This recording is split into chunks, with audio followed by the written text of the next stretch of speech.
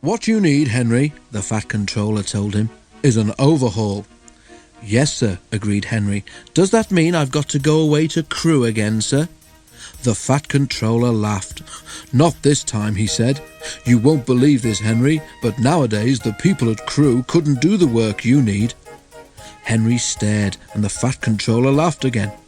"Don't worry," he said. "We can do everything at my works. All I have to do is get you there."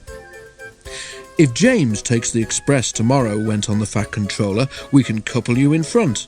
Do what you can to help, and you can go to the works in style."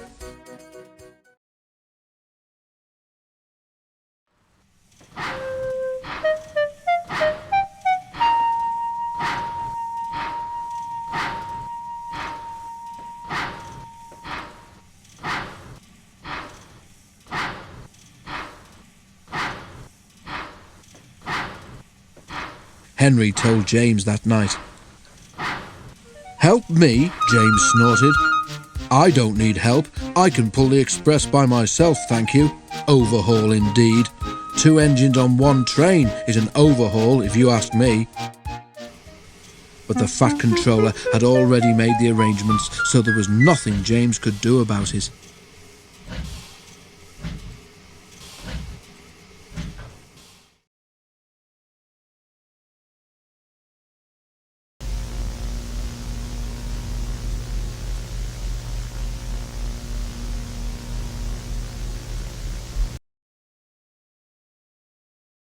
Next morning, James backed onto the coaches in the big station.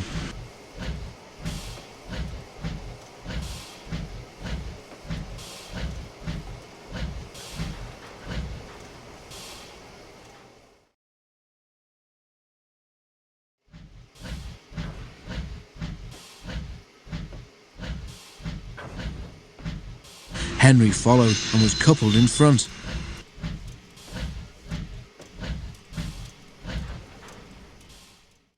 James was not in the best of tempers, but when the Fat Controller came to see them off, James tried not to show how cross he was. "Good luck, Henry," said the Fat Controller. "The people at the works know what to do, so you won't be there too long. James and Bear will take turns with the express when Gordon is busy."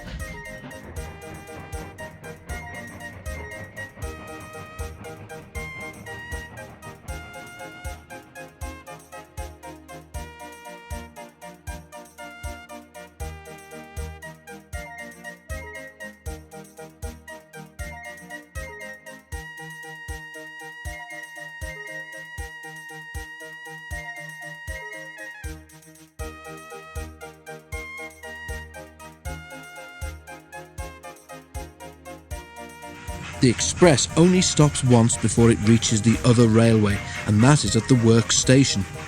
Because of his leaky smoke box, Henry could not help very much, but he saved his hardest effort for Gordon's Hill. The 2 engines raced up it faster than they'd ever done. When they reached the top, James was feeling better.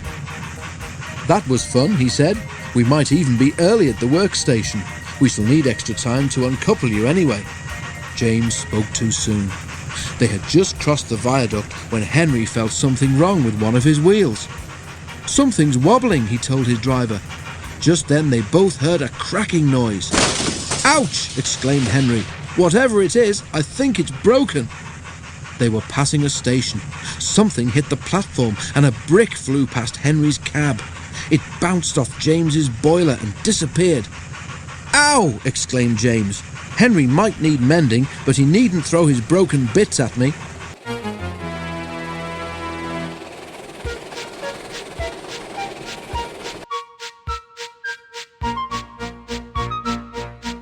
Just then, James and his driver heard Henry whistling to warn them that he wanted to stop. More bits and pieces flashed by, some hitting the carriages. Using the brakes skillfully, the drivers stopped the train.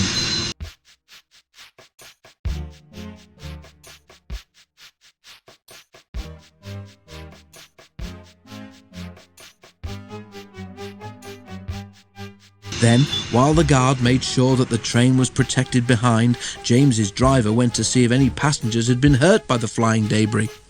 No one had, but one of the carriage windows was broken.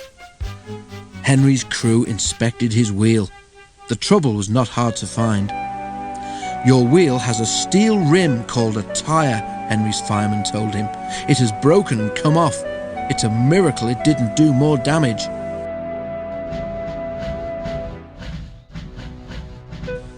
James pushed Henry into a siding and went back to the train.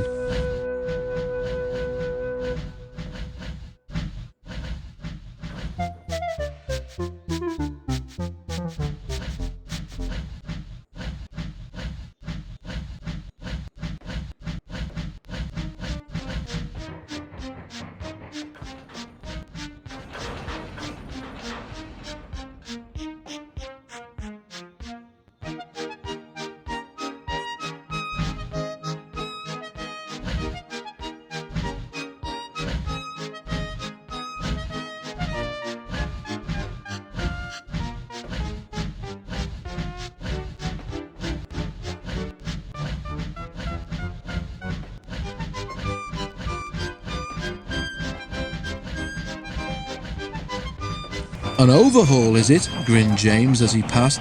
"It sounds as if you need retiring, you poor old thing." He guffawed loudly at his own wit and puffed away. Henry smiled to himself. "I don't know about retiring," he chuckled. "I certainly feel tired."